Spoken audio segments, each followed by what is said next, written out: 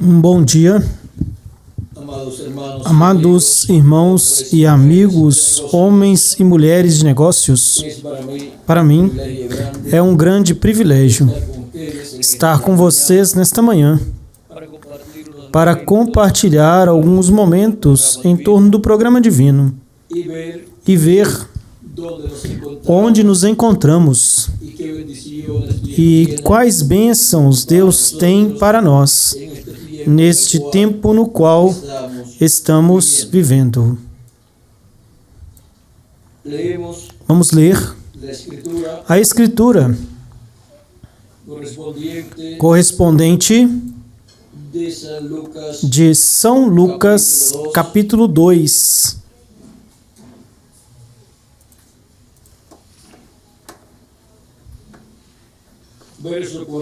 Versículo 41 ao 52, onde diz, falando sobre Jesus, José e Maria, diz, seus pais iam todos os anos a Jerusalém. E os seus pais iam todos os anos a Jerusalém na festa da Páscoa. E, tendo 12 anos, subiram a Jerusalém, conforme o costume da festa. Ao regressarem, terminada a festa, o menino Jesus ficou em Jerusalém, sem que José e sua mãe soubessem. E pensavam que estava na companhia dos familiares. Andaram então o caminho de um dia e o buscavam entre os parentes e os conhecidos, mas não o encontraram. Voltaram a Jerusalém o procurando.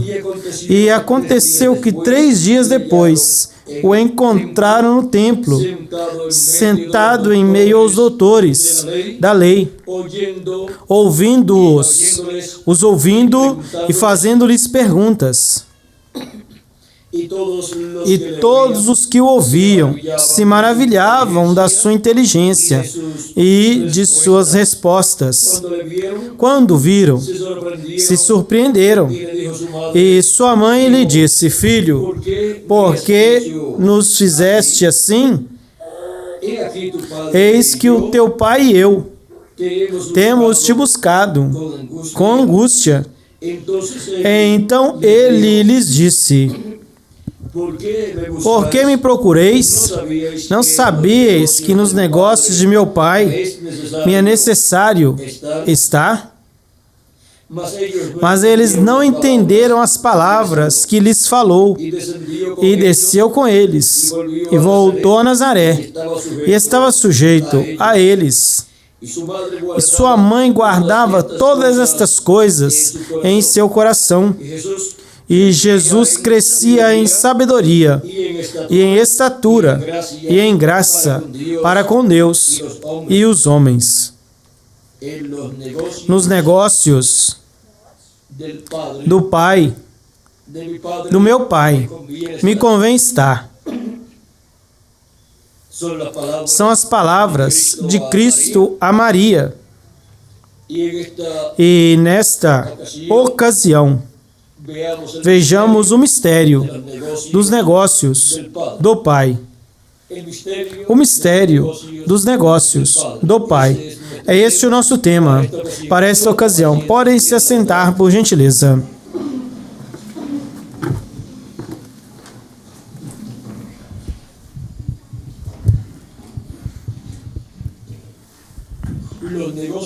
Os negócios do Pai, para serem realizados, são o cumprimento daquilo que Deus prometeu para cada era e para cada dispensação.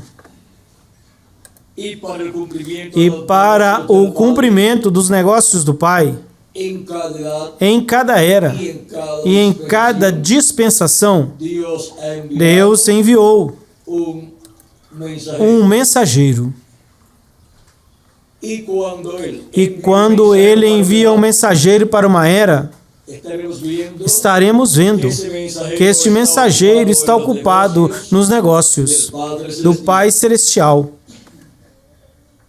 E quando Deus envia um profeta dispensacional, este profeta estará ocupado nos negócios do Pai Celestial, ou seja, na palavra que Deus prometeu para a dispensação correspondente, e estará trabalhando nestes negócios, para que toda a promessa que Deus fez para a dispensação correspondente seja cumprida. E este mensageiro é o instrumento de Deus para a dispensação correspondente, assim como para cada era.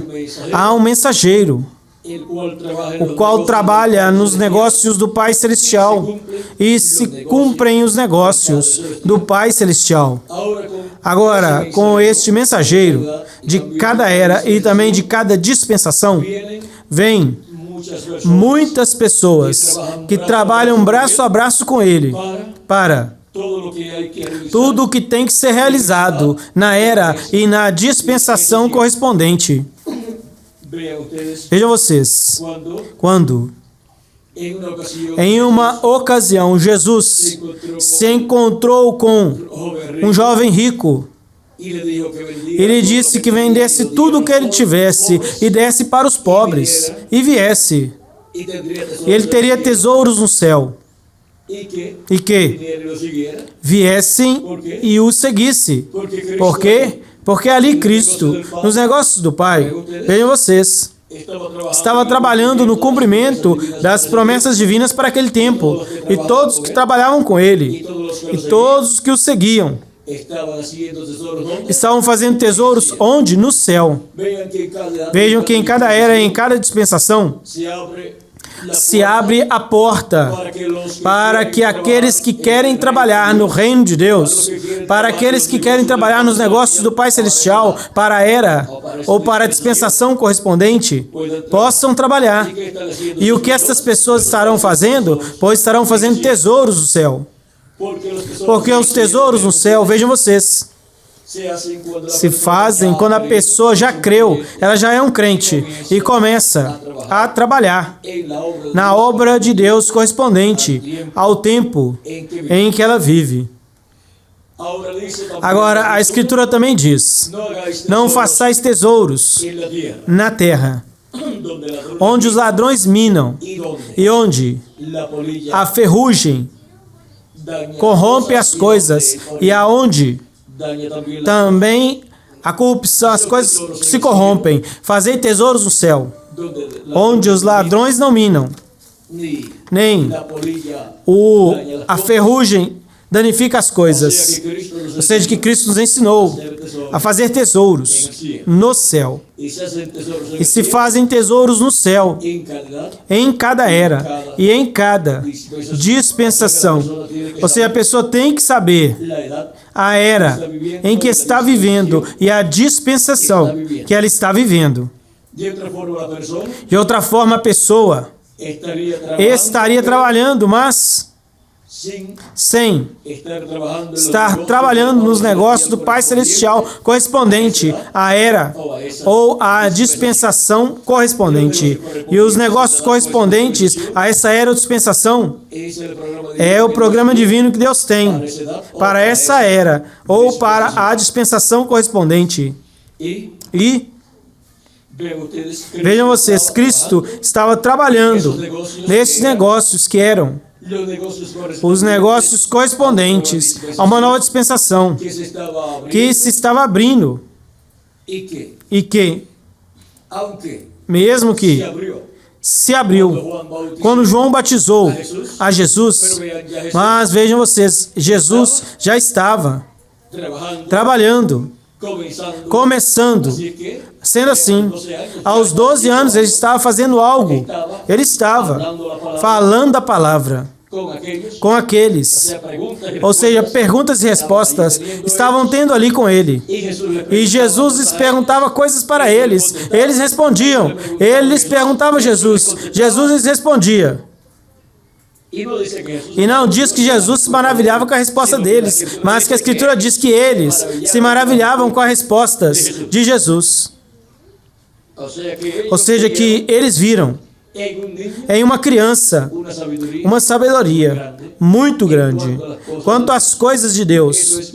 E por isso é que quando ensinamos aos nossos filhos o programa divino, quando as pessoas depois os veem, diz, mas olha, como essa criança sabe tantas coisas, coisas que ainda os teólogos não entendem, já as nossas crianças entendem. Por quê? Porque foram crescendo, não apenas em estatura, mas em sabedoria divina e em conhecimento de Deus, do programa de Deus, correspondente ao tempo em que nos tocou viver.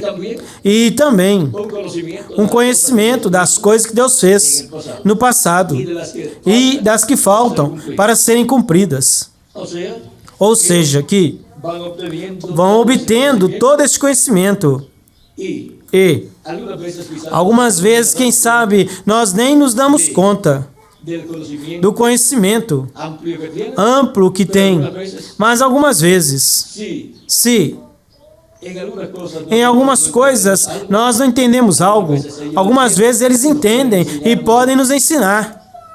E isso é uma bênção grande para as crianças que possam conhecer a era em que estão vivendo, a dispensação, a mensagem e todas estas coisas correspondentes ao nosso tempo. E como vem a mensagem de Deus em cada era e em cada dispensação e o porquê. E assim, eles possam compreender todas estas coisas desde que são crianças. Vejam, Jesus disse, falou sobre Jesus, e que Jesus crescia em sabedoria e em estatura. Ou seja, algumas vezes os pais, o que fazem é apenas dar alimento para os filhos, para que cresçam em estatura, mas esquecem que os filhos devem crescer em sabedoria, principalmente em sabedoria da árvore da vida, dessa sabedoria divina, para que possam conhecer todo o programa divino e possam ser abençoados por Deus e possam ser instrumentos de Deus nos negócios de nosso Pai Celestial, os negócios correspondentes ao tempo em que a pessoa está vivendo. E assim sejam de ajuda para os pais. E os pais possam dizer, Deus está abençoando ao meu filho. E possam ver que Deus está trabalhando com eles, está tratando com eles. E que Deus está cuidando deles também. Agora nós, nos negócios de nosso Pai Celestial, temos visto a era correspondente a este tempo. Vimos no diagrama que o reverendo William Marion Branham usou na estatura de um homem perfeito e nas 7 eras da igreja gentia. Temos visto onde São Paulo e o seu grupo estavam. Vimos onde estava Irineu e seu grupo. Vemos onde estava Martim e seu grupo. Vemos onde estava Columba e seu grupo. Também vimos onde estava Lutero e seu grupo. Vimos também onde estava Wesley e o seu grupo. E temos visto onde estava o nosso irmão Branham e o seu grupo. Temos visto onde se cumpriram essas 7 etapas ou eras da igreja gentia, e de cada lugar onde se cumpriu, daí então se estendeu para outras nações e levaram a bênção para outras nações. E agora temos visto onde está se cumprindo a era da pedra angular. Vimos aonde estamos e temos visto de onde se estenderá a mensagem do Evangelho do Reino para o mundo inteiro. E toda a terra será cheia do conhecimento da glória do Senhor, como as águas cobrem o mar. Como nos é dito em Abacuque, capítulo 2, e versículo 14, e Isaías, capítulo 11, versículo 9, onde nos fala que a terra será cheia do conhecimento da glória do Senhor, isto é, do conhecimento da segunda vinda de Cristo, porque é a vinda do Filho do Homem em glória, e serão cheios do conhecimento dessa glória, da segunda vinda de Cristo, a sua igreja, ao seu templo espiritual, a este lugar santíssimo de seu templo espiritual. E agora, vejam como na nossa era Estamos trabalhando nos negócios de nosso Pai Celestial e também na nossa dispensação. E não apenas nós somos beneficiados, mas que são beneficiados muitos seres humanos que vivem neste tempo e também que viverão no glorioso reino milenial. Porque do trabalho que é feito na nossa era e na nossa dispensação, vão se beneficiar todos que viverão no reino milenial. E também se beneficiam todos os santos que estão no paraíso, porque sem nós eles não podem ser aperfeiçoados. Portanto, o trabalho correspondente à nossa era e à nossa dispensação é o que corresponde a este último dia, para que assim se cumpra tudo o que Deus prometeu realizar neste tempo final e se produza a ressurreição dos mortos em Cristo e a transformação de nós que vivemos, assim que tenha se completado o número dos escolhidos. Estamos trabalhando no recolhimento dos escolhidos deste último dia, ou seja, no recolhimento deste último dia, nessa colheita que está sendo realizada. E quando se completar o número dos escolhidos correspondentes à era da pedra angular, terá se completado o número do corpo místico de Cristo. E as demais coisas que precisam ser cumpridas serão cumpridas, como a ressurreição dos mortos em Cristo e a transformação de nós, os que vivemos. Agora, todos com os nossos negócios terrenos, vejam vocês, trabalhamos a favor do programa de Deus correspondente ao nosso tempo. E isso é uma bênção para nós e para os nossos negócios também. Porque nossos negócios os temos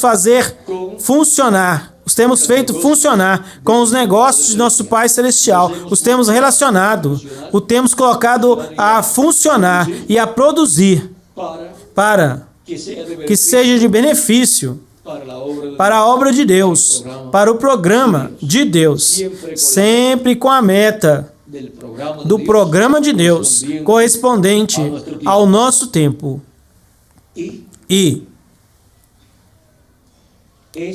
isto sim que é uma boa escolha, escolher ou eleger como sócio a Deus nos nossos negócios.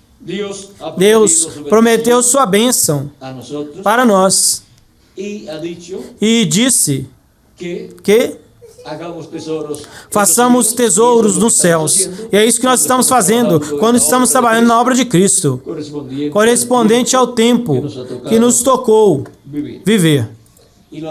E o fazemos de todo o coração, com toda a nossa alma e com amor divino.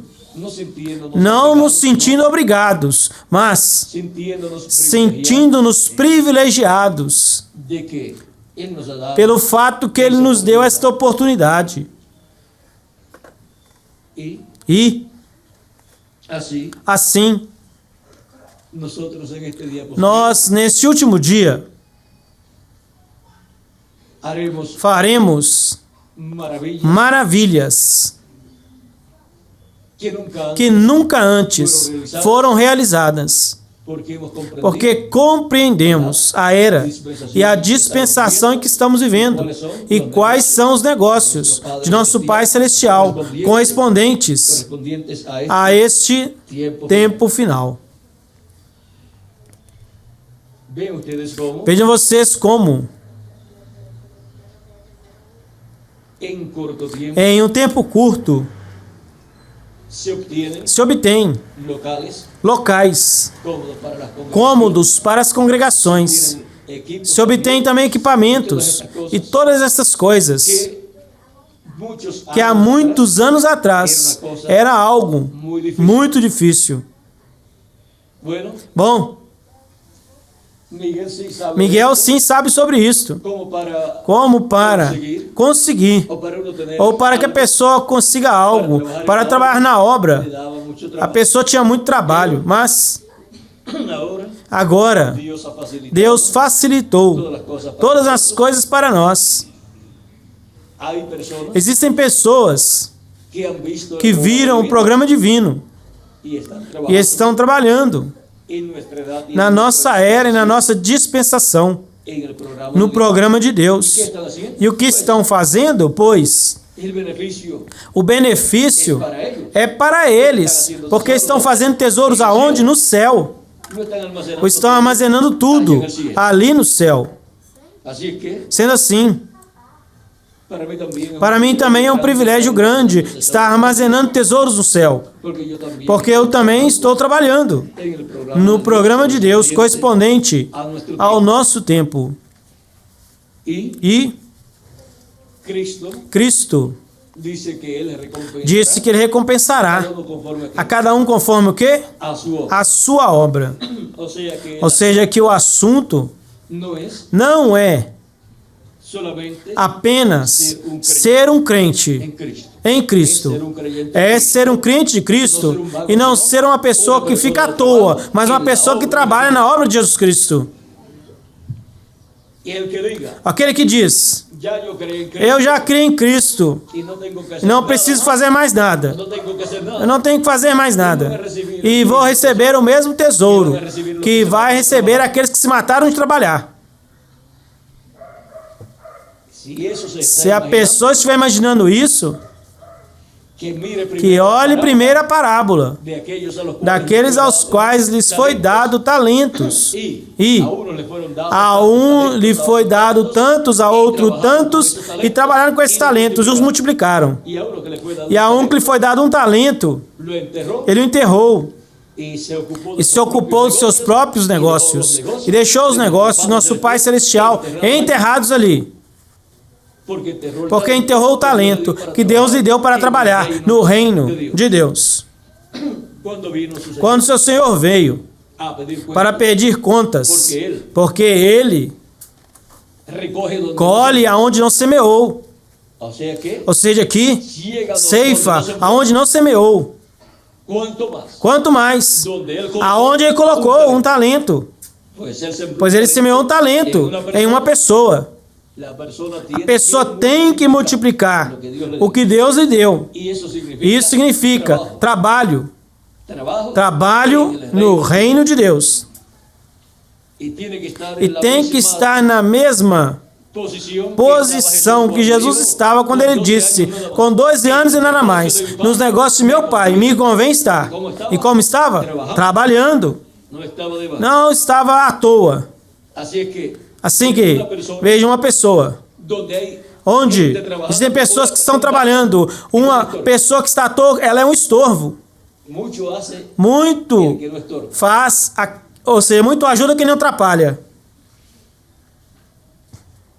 E, vejam vocês, um estorvo na obra de Deus é uma pessoa que não está trabalhando na obra de Deus, que não está ocupado nos negócios de nosso Pai Celestial.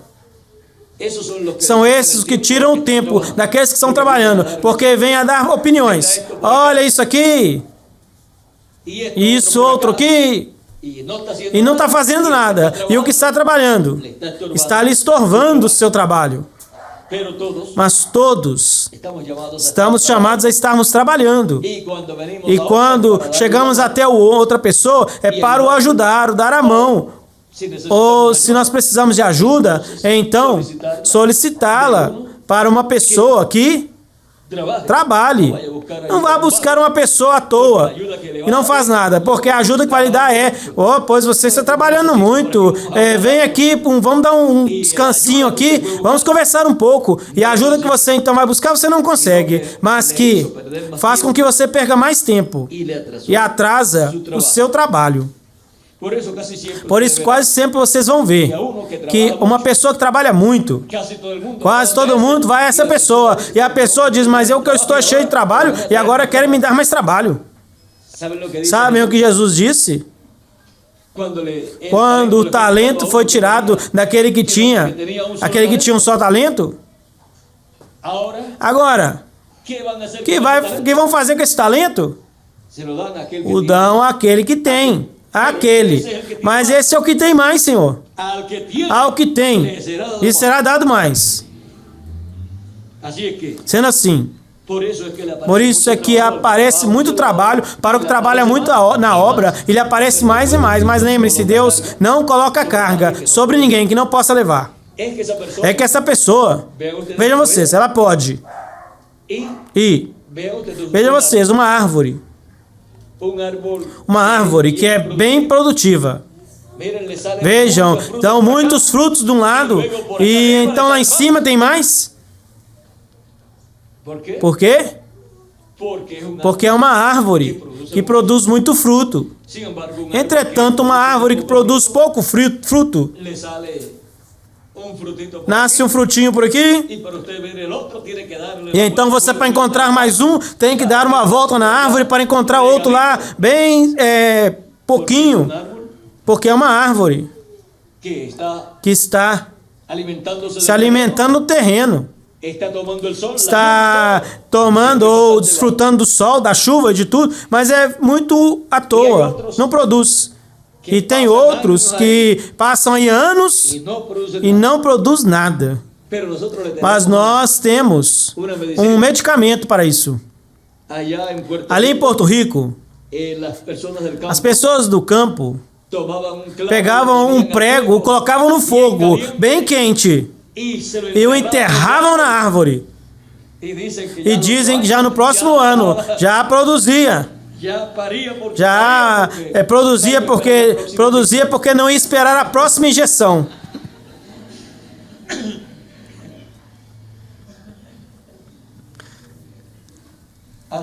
Sendo assim, vejam, é o próprio Cristo, em uma das parábolas, falou com relação a uma figueira, é isso, Miguel? Que já tinha quantos anos? 3 anos. 3 anos. Desfrutando da água da chuva, do orvalho e de debaixo da terra também. Desfrutando do sol. E mais fresquinha, com bastante folha, muita aparência, mas nada de fruto. E na parábola, Cristo disse que o dono do terreno, do sítio, da fazenda e consequentemente também da figueira, porque o dono do terreno é dono de tudo que tem ali dentro, a não ser que o tenha alugado de outra pessoa. E diz, essa figueira está me ocupando espaço aqui. Aqui poderia estar semeada uma boa árvore que produziria muito fruto. E a cada ano produz o que se pode comer. Ou seja, o que ela produz, se ela obtém. Se ela obtém da água, do sol, obtém da terra, o terreno, tudo isso, e não está produzindo nada, tirem essa figueira daqui. Porque está ocupando um terreno sem produzir fruto. O servo lhe diz, vamos arrumá-la, vamos deixá-la mais um ano. Se nesse próximo ano ela não produzir fruto, então a cortamos. Agora, quantas coisas não faria o servo? Se soubesse na parábola o que é uma parábola, mas se soubesse essa técnica nossa ali, quanto ele faria? Seguramente aquela figueira, pois teria tomado uma injeção de fogo, porque é isso que se necessita, ser injetado com o fogo de Deus para produzir fruto. E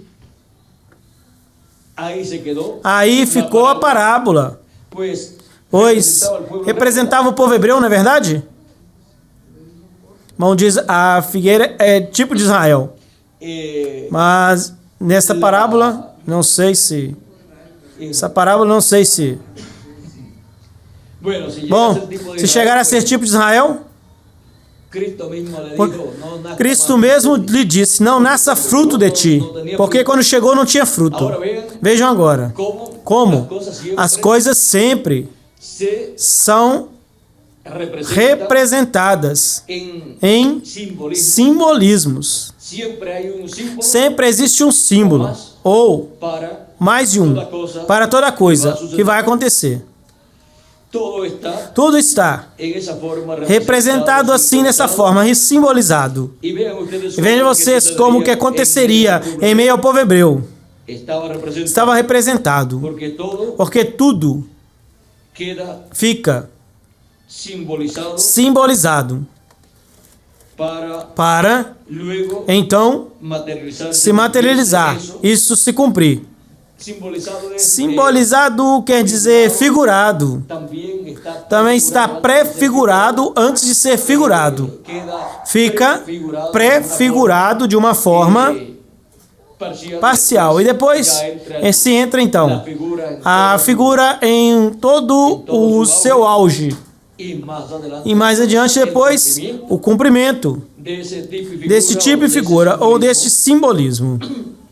E agora vejam como o que esperava para o povo hebreu, Cristo já o estava prefigurando nas parábolas. E também o estava simbolizando, ou figurando ali quando amaldiçoou a figueira. E agora vejam como o povo hebreu já tem 2000 anos sem produzir fruto. Não produziu mais fruto. Deus se virou para os gentios. E entre os gentios é que tem se visto o fruto durante todas essas etapas da igreja gentia, desde a primeira era até a nossa era. E agora, vejam vocês como tem se produzido muito fruto, muitos filhos e filhas de Deus, a igreja do Senhor Jesus Cristo. Assim como o fruto de uma família, de uma mãe, são seus filhos. O fruto da igreja do Senhor Jesus Cristo são os filhos e filhas de Deus que estiveram nascendo nela através de criação divina, através da palavra falada de Cristo, através do mensageiro de cada era. Vejam, se produziu de era em era o milagre correspondente a cada era, o nascimento de filhos e filhas de Deus em cada era. O novo nascimento se produziu neles e entraram ao reino de Deus, ao reino dos céus, à igreja do Senhor Jesus Cristo. E agora, vejam como na nossa era, Cristo tem atuado pela sua palavra falada. E vejam tudo o que está produzindo, filhos e filhas de Deus, os colocando na dimensão da teofania, na sexta dimensão, para em breve nos dar o corpo eterno que Ele prometeu. A obra que Cristo tem feito não estava prevista, quem sabe por muitas pessoas, mas sim estava prevista por Deus e estava prometida na Escritura. E a nós nos tocou a sorte no programa divino de não apenas ver e entender essa obra, mas de ser o povo onde Deus está realizando esta obra, o povo latino-americano e caribenho. E o privilégio de ser os escolhidos, que seriam chamados juntados nesse último dia. Privilégio maior do que este? Não existe. E descobrir que éramos filhos e filhas de Deus E não sabíamos. E agora sim sabemos. E saber que vamos ser transformados, que esta era para a qual está a promessa da transformação. São Paulo não podia dizer a sua era. É essa era em que vem a transformação. Nenhum dos 7 anjos mensageiros podiam dizer ao seu povo que aquela era a era da transformação. Mas, entretanto, nós podemos falar abertamente que a era da pedra angular é a era para a transformação dos que estamos vivos e para a ressurreição dos mortos em Cristo. E estamos trabalhando na obra de Cristo, nos negócios de nosso Pai Celestial, até que seja reunido, juntar até o último dos escolhidos, até que se complete o corpo místico de Cristo. E os mortos em Cristo ressuscitem, e nós que vivemos sejamos transformados. E depois, não vamos mais trabalhar? Vamos continuar por toda a eternidade nos negócios de nosso Senhor Jesus Cristo, correspondentes ao milênio e a toda a eternidade. Pois, aos que tinham talentos e os multiplicaram, o Senhor Jesus Cristo os colocou bem, os qualificou bem, pois disse que eles entrassem no gozo do seu Senhor, que entrassem ao reino preparado por Deus. Ou seja, que entraram para uma bênção maior.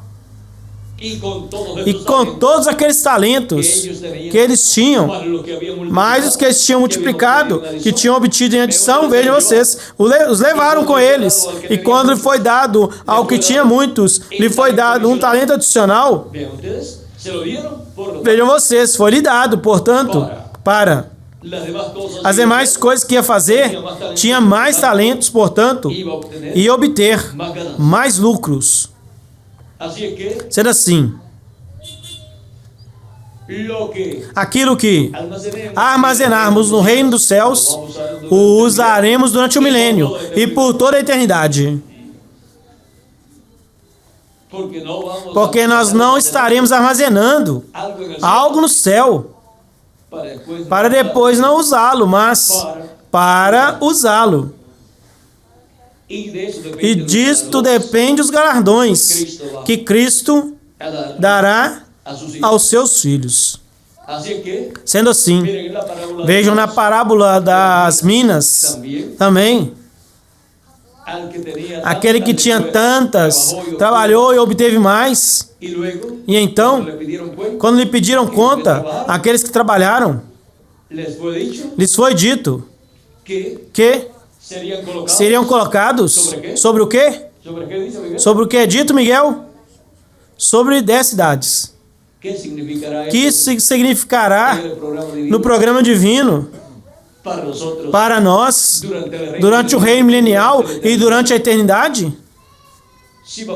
Se vamos ser reis e sacerdotes, pois sobre alguém tem que se reinar. E se Cristo vai se assentar no trono de Davi como rei dos reis e senhor dos senhores, pois tem que ter sobre quem reinar.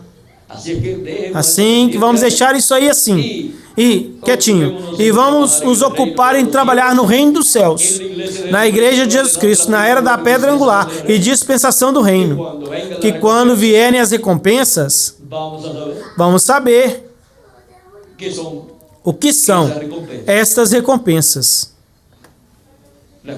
as quais desfrutaremos com Cristo por toda a eternidade. Vejam, na Nova Jerusalém, vocês querem ver aqui um exemplo? Sendo que me chegou aqui na memória, vamos ver. Apocalipse 21. Versículos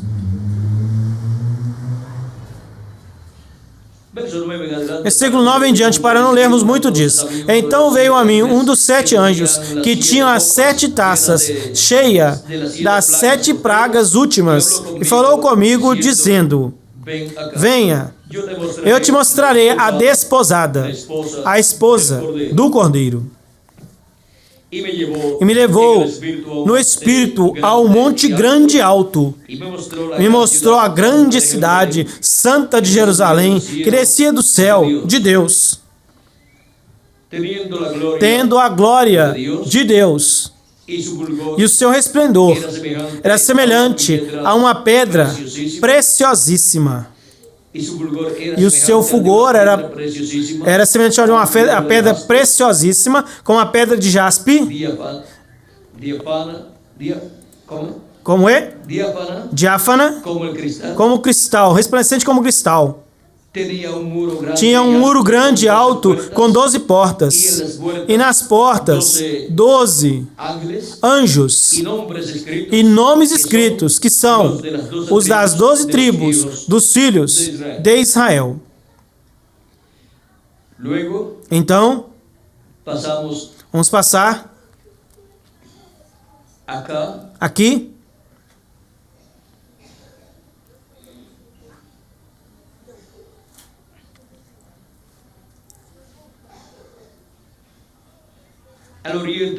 No Oriente havia 3 portas, no Norte 3 portas, no Sul 3 portas, no Ocidente 3 portas.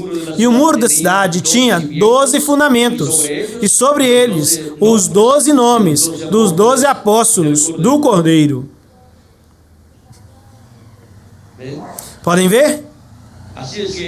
Sendo assim, eles foram as pessoas que estavam na parte de baixo, a parte do fundamento da igreja do Senhor Jesus Cristo.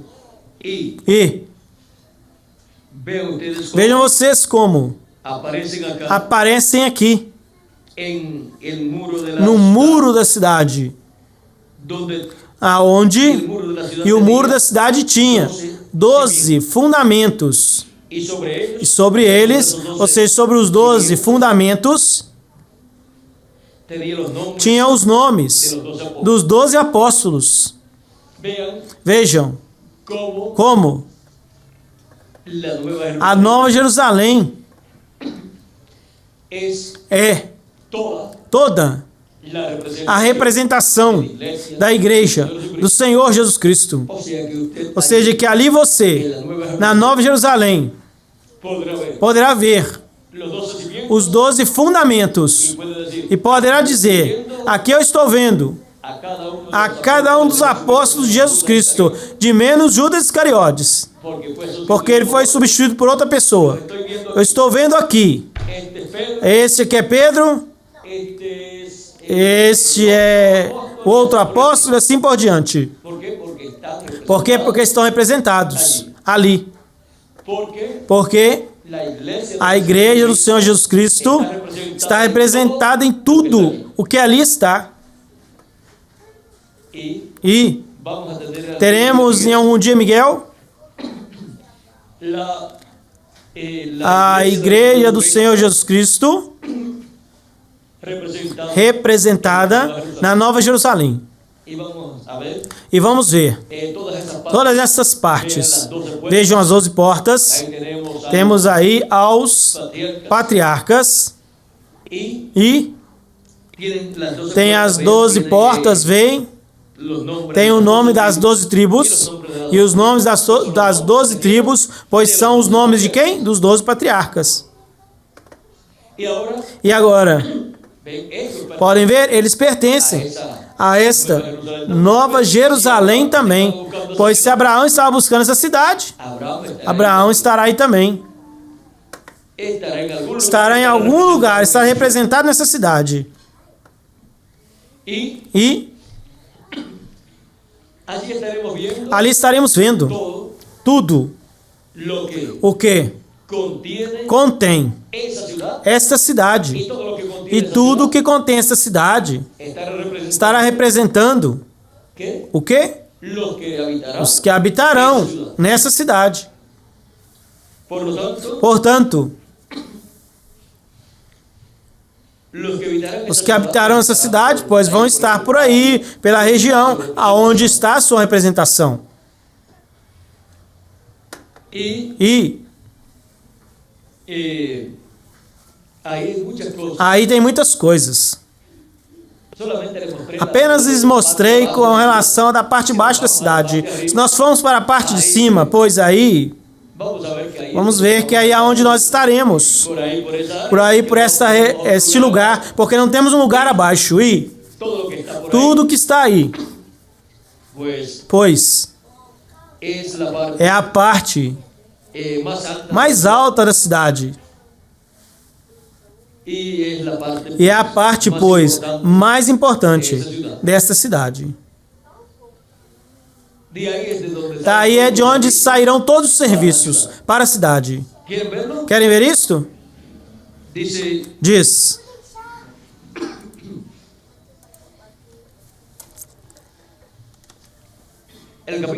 Capítulo 22 diz: Depois me mostrou o rio limpo da água da vida, resplandecente como cristal, que saía do trono de Deus e do Cordeiro.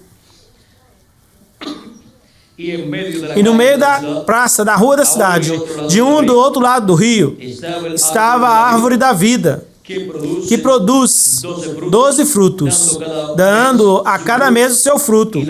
E as folhas da árvore eram para a saúde das nações. Vejam, esta é a árvore da vida que também está em outros lugares. 3 lugares. No livro do Apocalipse. E 3 lugares no livro de Gênesis. Que representa a Cristo. E por que de um lado e do outro?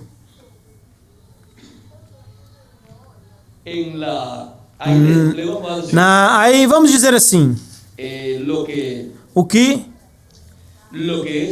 é? A árvore da vida ali. Agora vejamos. Diz. E não haverá mais maldição. E o trono de Deus e do Cordeiro estarão nela. E os seus servos o servirão. E verão o seu rosto. E o seu nome estará em suas testas. E não haverá ali mais noite, e não tem necessidade de luz, de lâmpada, nem luz do sol, porque Deus, o Senhor, os iluminará, e reinarão pelos séculos dos séculos. E aonde é que está o trono de Deus? Pois na parte alta. Desde aí vem a iluminação, vem a luz para a cidade. E desde aí também vem o quê? A água para a cidade. Luz e água. Não se precisa mais pagar contas de luz e de água quando nós estivermos ali. Sendo assim, terão se acabados estes problemas. E de corte de energia elétrica e de água também terão se acabado. Vejam, uma cidade preparada para um povo preparado. Todos tentam, todas as nações tentam preparar a cidade do futuro, mas vejam, Deus já desenhou e a terá estabelecida em breve na terra. Enquanto isso,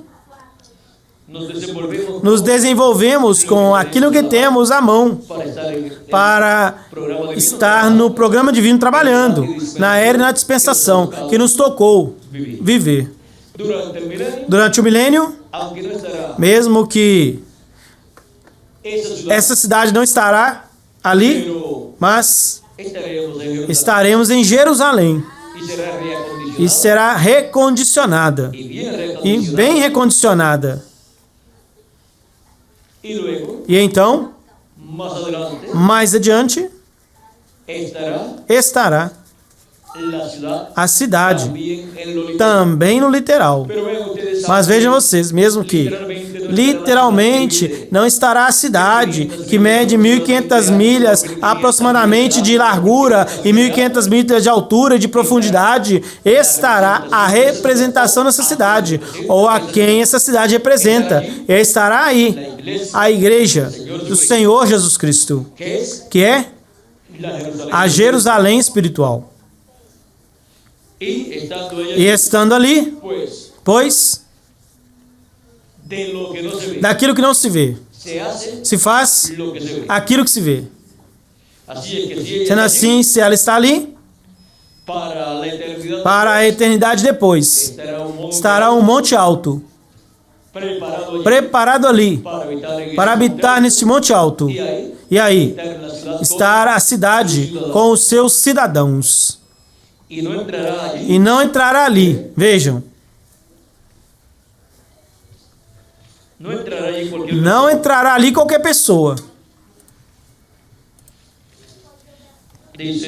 Diz.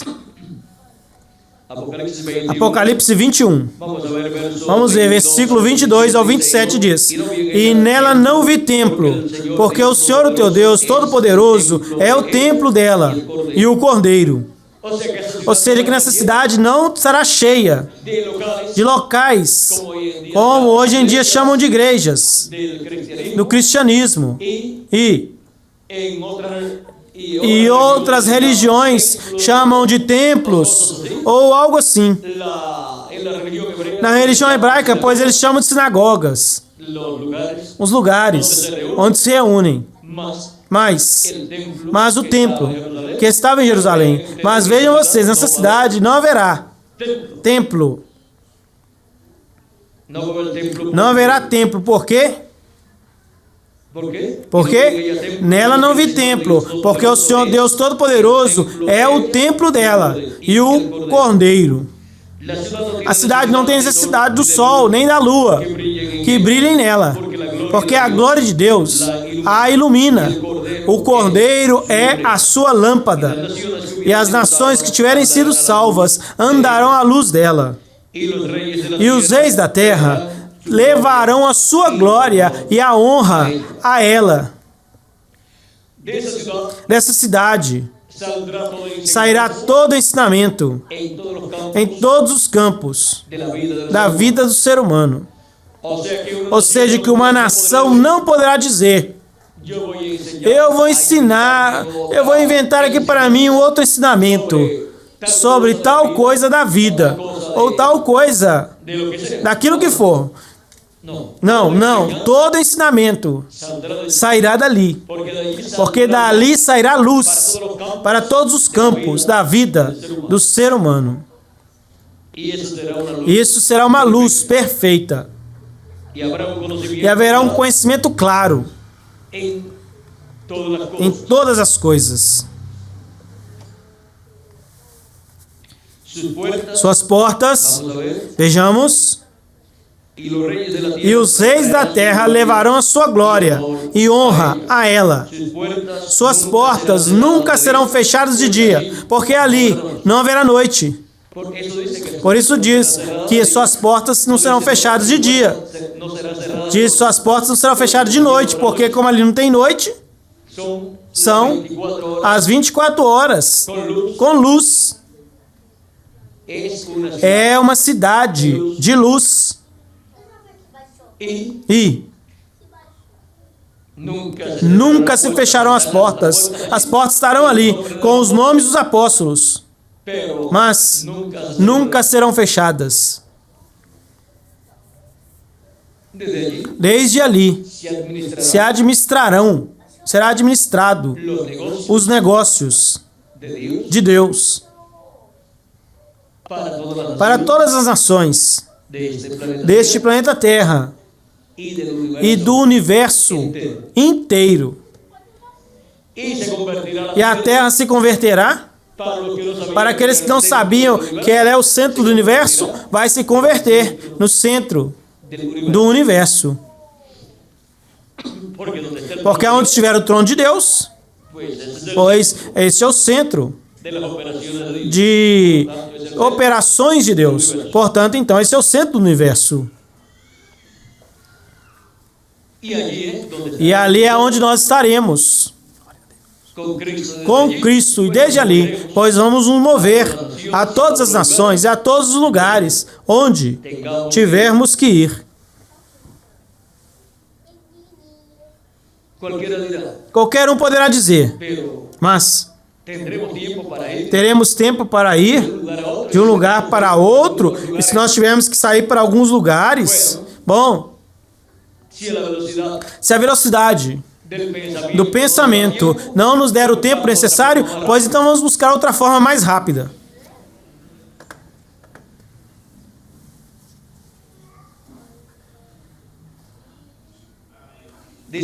Diz: não entrará nela nenhuma coisa imunda, ou que comete abominação e mentira, mas apenas os que estão escritos. Escritos onde? No livro da vida do Cordeiro. Esta é uma cidade especial para os que estão ali escritos. Não entrará nela nenhuma coisa imunda ou que comete abominação e mentira, a não ser apenas que estão escritos no livro da vida do Cordeiro. Quem serão os reis que vão trazer a sua glória e honra para essa cidade? Dentro dessa cidade? Se entram dentro dessa cidade, é porque tem seus nomes escritos aonde? No livro da vida do Cordeiro. Para poder entrar nessa cidade, se requer ter o nome escrito no livro da vida do Cordeiro, neste título de propriedade, que foi selado com 7 selos. E agora, vejam como os reis que reinarão com Cristo não vão reinar milhões de reis em um grupinho pequeno de hebreus, pois serão mais os reis que um habitante de um país? Tem um ditado que diz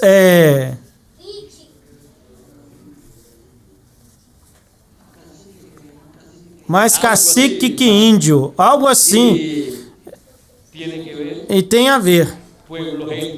Povos, nações, línguas que sejam governados por estes reis e sacerdotes que Cristo terá, com os quais administrará o governo de toda a criação, o governo de todas as coisas. E este é o gabinete de Cristo. Reis e sacerdotes.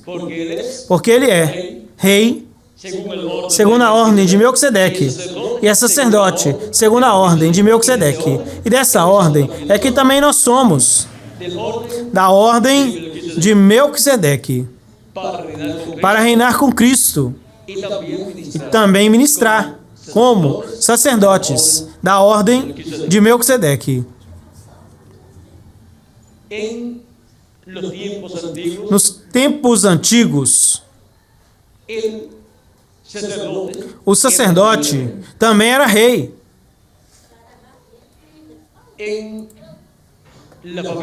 Na família, vejam vocês, a cabeça dessa família, como Abraão foi. Abraão era o sacerdote e também era o rei do seu povo.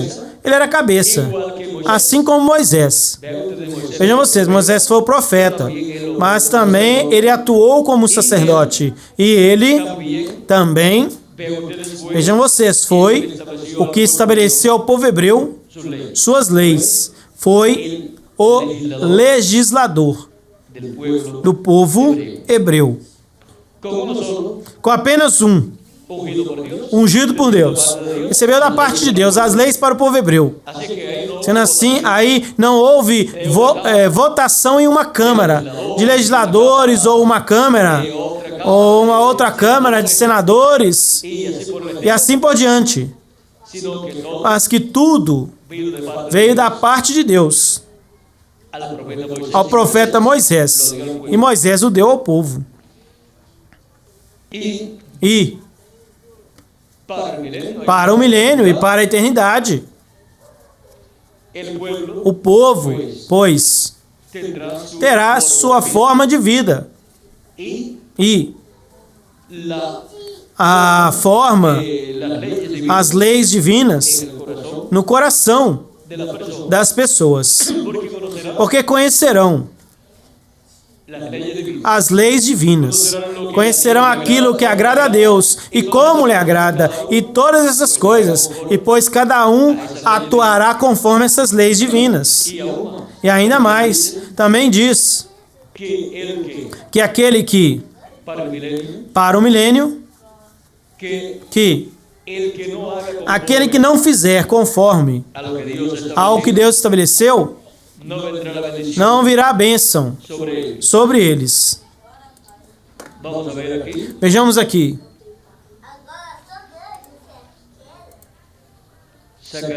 Zacarias, capítulo 14.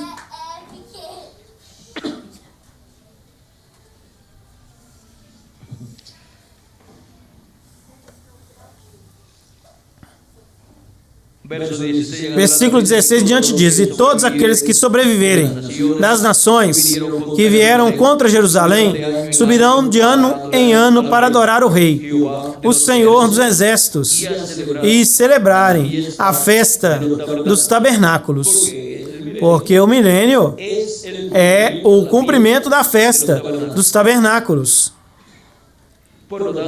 Portanto, de ano em ano, essa festa também estará sendo realizada no nível em que precisa ser realizada. Algumas vezes, nos perguntamos, e que coisas vão ser feitas lá no milênio e na eternidade? Tudo o que foi realizado nestas festas que o povo hebreu teve, vejam vocês, estiveram sendo cumpridas.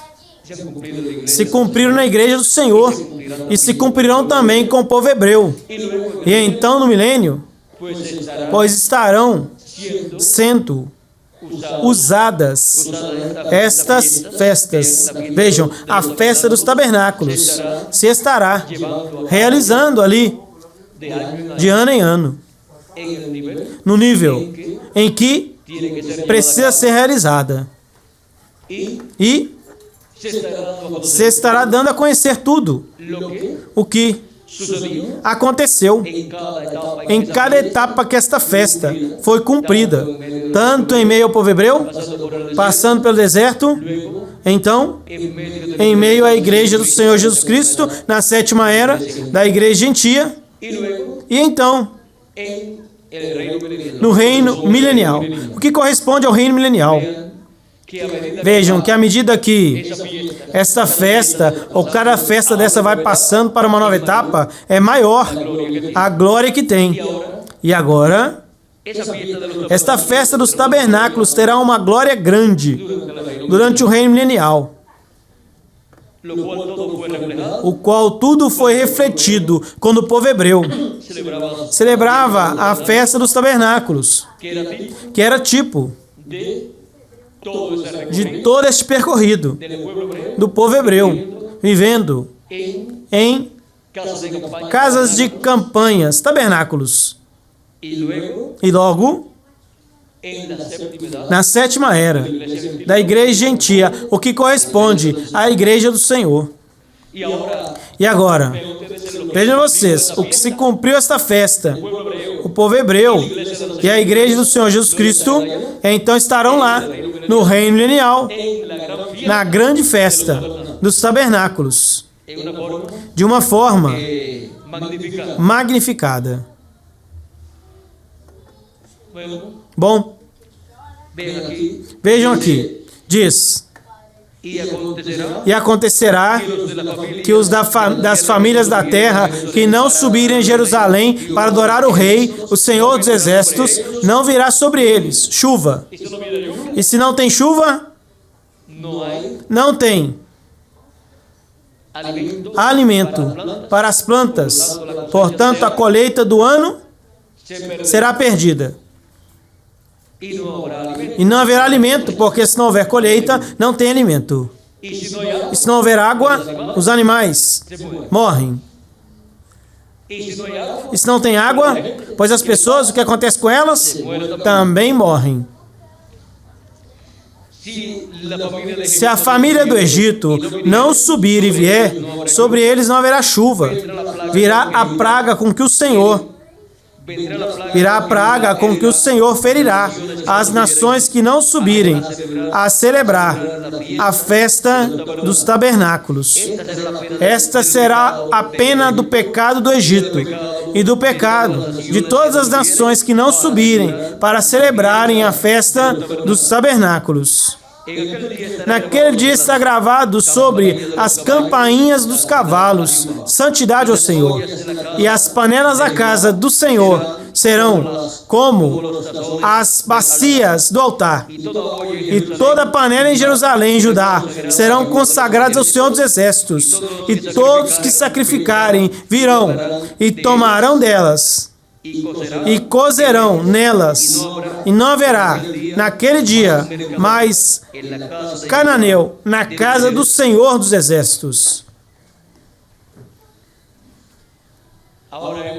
Agora temos visto como será o reino milenial, porque será um reino com vara de ferro, ou seja, que terá suas leis estabelecidas. E não obedecê-las trará consequências, mesmo para as nações.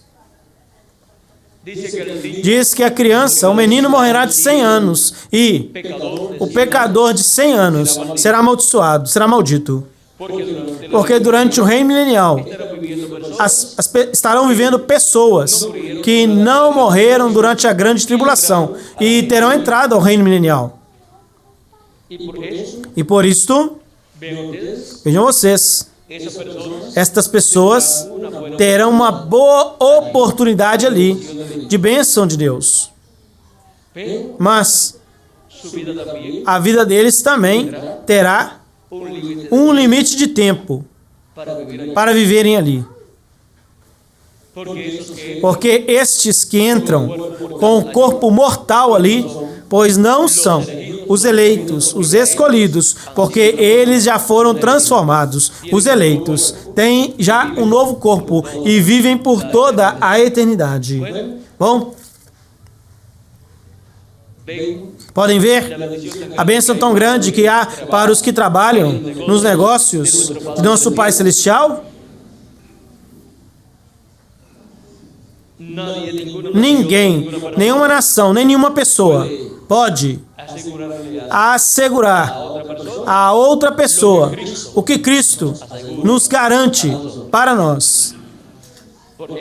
Por isso disse, não façam tesouros na terra, mas nos céus. E disse que Ele dará, recompensará a cada um conforme a sua obra.